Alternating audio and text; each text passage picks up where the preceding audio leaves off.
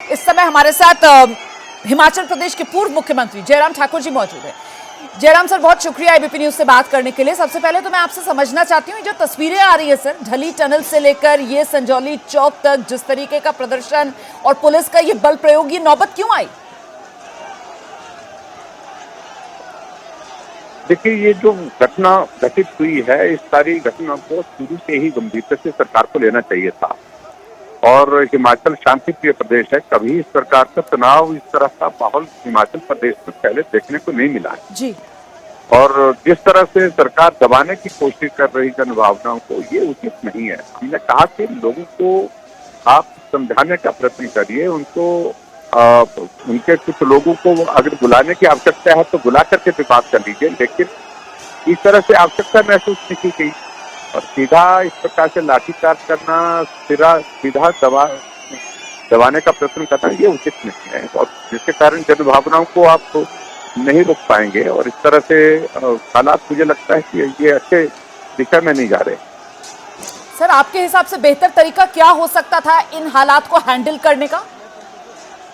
देखिए, विधानसभा के अंदर कांग्रेस के मंत्री बयान देते हैं कि गलत तरीके से अवैध निर्माण है और इसको तोड़ना चाहिए, मंत्री ने ही मांगी और उसके साथ साथ में फिर मुख्यमंत्री ने भी कहा कि हम कार्रवाई करेंगे, लेकिन कार्रवाई जब नहीं हुई, कार्रवाई के मामले को लेकर के कहा कि इस तरह की इलीगल कंस्ट्रक्शन, अनऑथराइज्ड कंस्ट्रक्शन बहुत जगह हुई है, हजारों जगह हुई है। तो मैंने कहा है, हजारों की गिनती में इसको नहीं डालना चाहिए, ये जनभावना से जुड़ा हुआ मामला है और इसको अलग से डील करना चाहिए और तुरंत इसका समाधान करने की दिशा में आगे बढ़ना चाहिए। मामला सर अदालत में भी है, रेवेन्यू कोर्ट जो इस मामले में अब अगली सुनवाई 5 अक्टूबर को करेगा। तो आपको क्या लगता है, उस वजह से क्या सरकार के यहाँ पर हाथ बंधे हुए हैं? सरकार की तरफ से कई बार ये आभास दिया जाता है।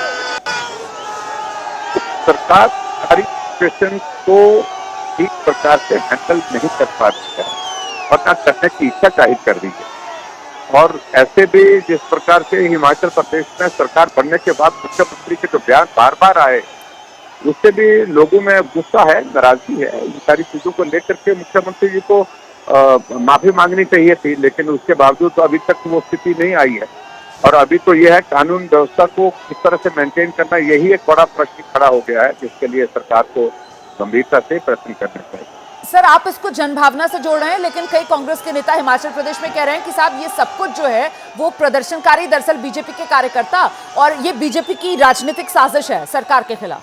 बीजेपी का कोई नेता उसमें नहीं है और किसी संगठन का भी कोई नेता नहीं है, ना संगठन पार्टी का कोई बैनर है, ना कोई किसी संगठन का बैनर है।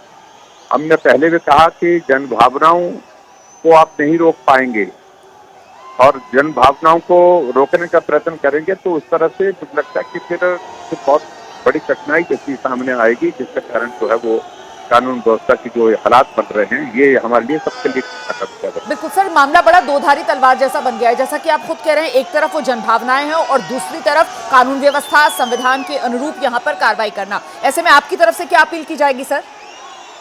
मैं तो यही कहूंगा, प्रदर्शन शांतिप्रिय ढंग से हो, लेकिन उसके बावजूद सरकार गंभीरता से सारे विषय को ले तुरंत इस दिशा में कार्रवाई करने की आवश्यकता जो है वो कार्रवाई करे।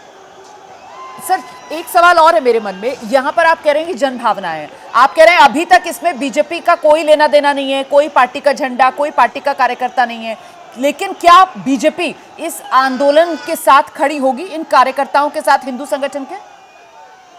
लेकिन हम एक ही बात कह रहे हैं कि जो जन भावना है उनका सम्मान होना चाहिए और इस तरह से दबाने का प्रयत्न नहीं करना चाहिए जिस तरह से सरकार दबाने की कोशिश कर रही है। और दूसरी बात यही है, मेरा जितने भी प्रदर्शनकारी है उनसे मेरा इसी बात से लेकर के है कि आप शांतिप्रिय ढंग से अपनी बात रखें और इसके अलावा जहां बात करने की आवश्यकता होगी, अगर आवश्यक लगेगा, हम सब लोगों को भी लगेगा, तो हम सब लोग भी उसमें बात करके जहां मुख्यमंत्री या सरकार से बात करने की आवश्यकता होगी, राज्यपाल के यहाँ जाकर के बात करने की बात होगी, जहां भी बात करने की होगी, उसमें अपनी बात करेंगे। बहुत धन्यवाद जयराम ठाकुर जी एबीपी न्यूज से अपनी बात रखने के लिए। पूर्व मुख्यमंत्री हिमाचल प्रदेश में नेता विपक्ष आप सुन रहे थे, उनकी तरफ से कहा गया है कि बीजेपी की तरफ से जो बन पड़ेगा वो बीजेपी करेगी। इसके समाधान के लिए मामला जो है वो वाकई में बड़ा चुनौतीपूर्ण है। एक तरफ जनभावनाओं से जुड़ा हुआ मुद्दा है और दूसरी तरफ जो कानून व्यवस्था है, जो संविधान की कसौटी है, उसके हिसाब से ही कोई भी फैसला लिया जाना है। लेकिन जयराम ठाकुर की तरफ से सीधे कटघरे में हिमाचल की कांग्रेस सरकार को खड़ा किया गया, ये कहते हुए कि कांग्रेस सरकार ने इस मामले को सही तरीके से हैंडल नहीं किया।